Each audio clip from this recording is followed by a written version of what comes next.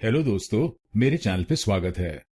मैं दावे के साथ कह सकता हूं कि ज्यादातर लोग भारत में इस शब्द की सही प्रोनाउंसिएशन नहीं जानते। तो आइए सीखते हैं इस शब्द की सही प्रोनाउंसिएशन क्या है। इसकी सही प्रोनाउंसिएशन है सटल्टी। सटल्टी। इस शब्द में 3 शब्दांश हैं। पहले शब्दांश को यानी SUBT को बोलिए सट। सट। इसमें जो बी अक्षर है वो साइलेंट है। इसका मतलब है हम इस अक्षर को नहीं बोलेंगे। तो हम इस शब्दांश को सट नहीं बोलेंगे, इसको हम बोलेंगे सट। सट। दूसरे शब्दांश को यानी IL को हम बोलेंगे इल।